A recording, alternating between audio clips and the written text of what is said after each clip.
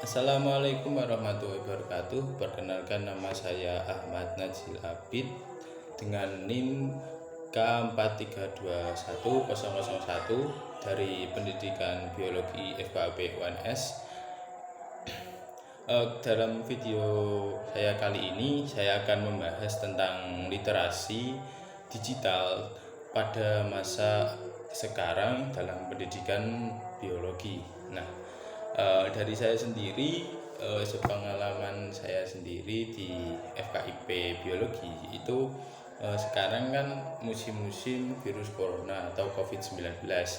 Nah, pendidikan sendiri diarahkan kepada sistem daring, yaitu lewat via Zoom, Google Meet, dan via WhatsApp.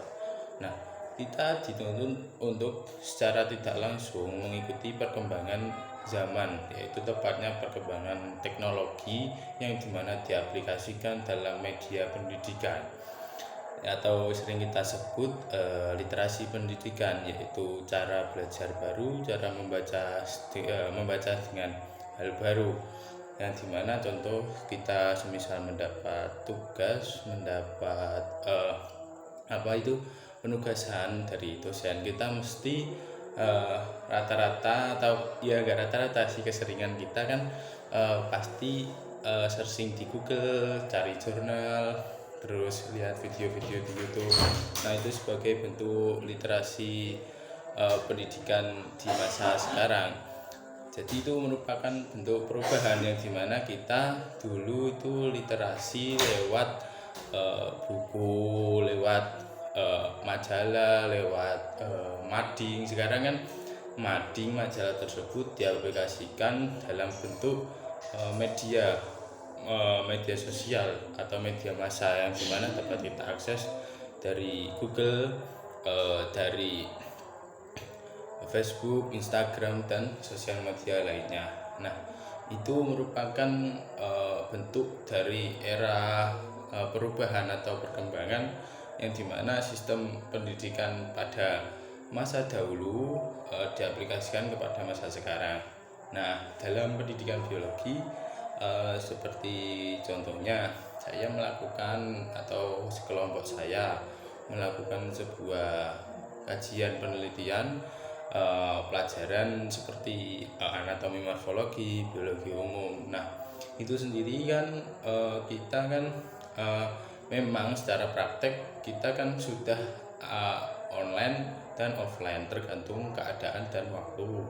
Nah, tetapi untuk masalah kita pencarian sumber, pencarian data, fakta atau tentang teori-teori dasar yang kita gunakan dalam praktikum kan, biasanya kalau kita di dunia perkuliahan itu lebih cenderung ke buku, modul, atau ya seperti majalah-majalah yang diberikan oleh dosen kita. Nah, itu kan kita pelajari. Ya memang sih nanti ujung-ujungnya ada mencari sumber di Google. Tapi kan kalau daring kita kan modul hanya beberapa yang dikasih mapel, seperti ya biologi sel saja, lainnya belum. Jadi nanti kan kita dikasih modul lewat seperti via Word, WPS, atau via dokumen-dokumen yang dimana isinya itu seperti kajian buku-buku atau bentuk-bentuk seperti daftar-daftar buku. Nah, disitulah kita mulai beradaptasi dalam sistem pembelajaran baru dan sistem cara kita membaca. Jadi kita kan lebih canggih lagi, katakanlah lebih simpel, efisien, tidak membutuhkan waktu yang lama, dan mendapat banyak sumber sekali.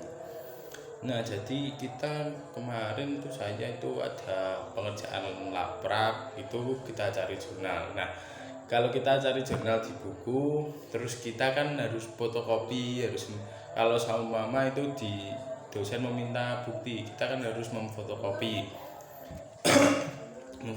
di mana jurnal penelitian ini apakah sesuai dengan penelitian kita, atau kita mengambil hal baru yang dipadukan dengan penelitian kita dari jurnal-jurnal sebelumnya.